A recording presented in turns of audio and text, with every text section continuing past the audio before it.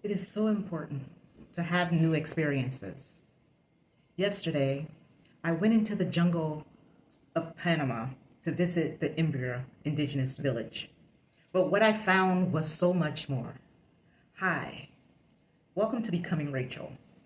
This is a space for honest conversations about life after 50, about identity, change, freedom, and what it really means to build a life that finally fits who you are now. Here, I share my journey of becoming, and I invite you to explore yours as well. If you're navigating retirement, identity shifts, or simply wondering what's next, this video is for you.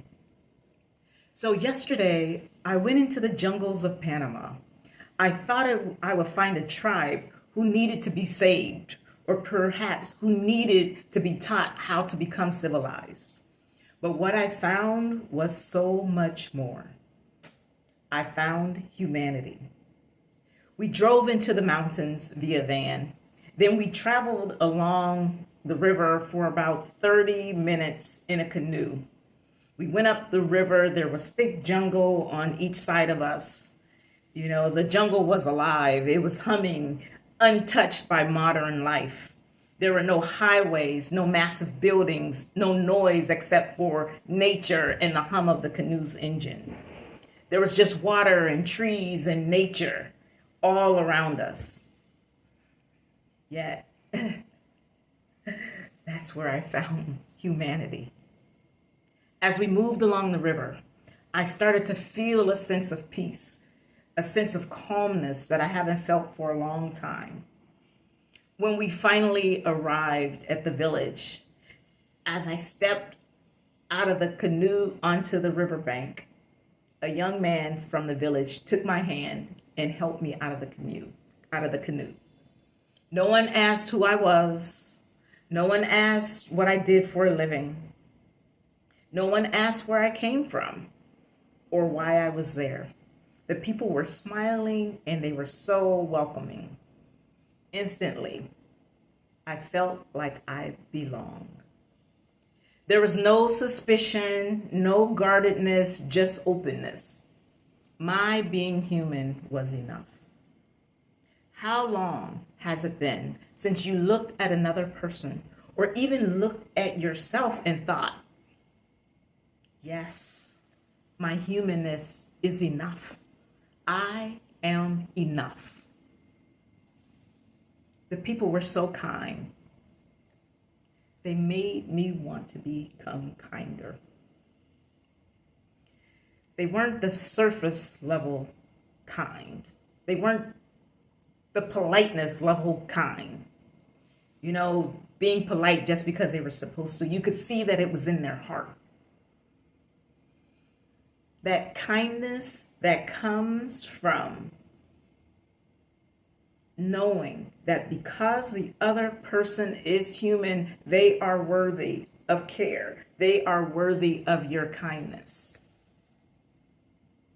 They made me want to become more kind. The people were patient. There was no rushing, no sense that time was something to fight against, no urgency to move through the process or the moment so that they could get to the next person or the next moment. And I realized how much of my own life, and maybe yours too, has been shaped by hurry and urgency. We rush conversations. We rush through meals. We even rush aging. Can't wait till I'm 21. Can't wait till I'm whatever. We rush decisions and we rush our becoming. But there was time to simply be. And I felt myself wanting to become more patient. I found a people who openly accepted me into their community, a stranger, someone they never met and may never see again. And it made me ask myself a question.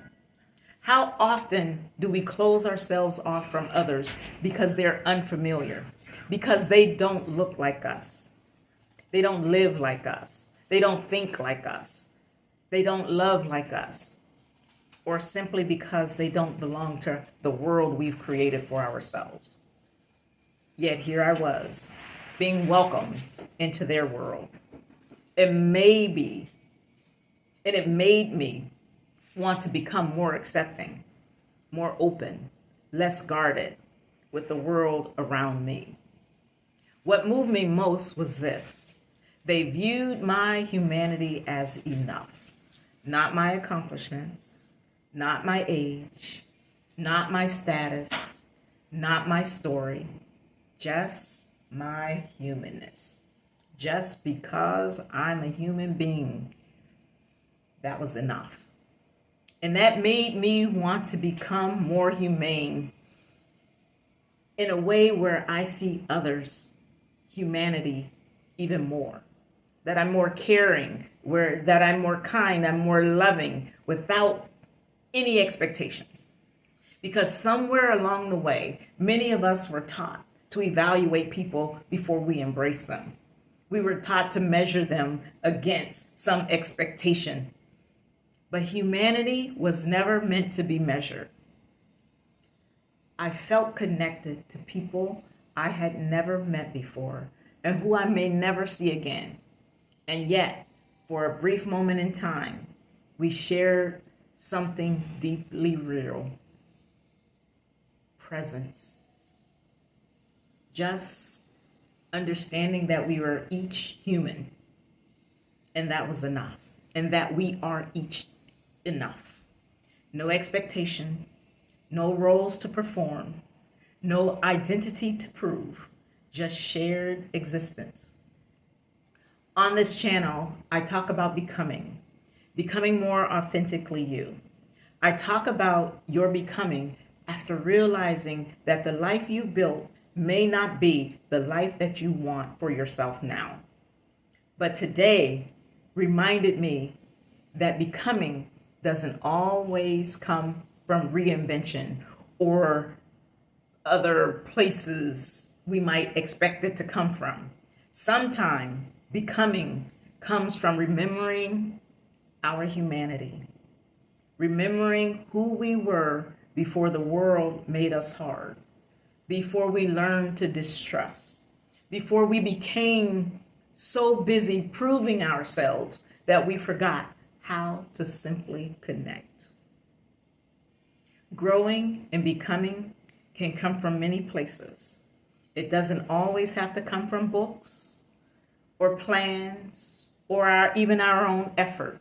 Sometimes becoming comes from a moment, a place, a culture, a realization that another way of being is possible and is okay.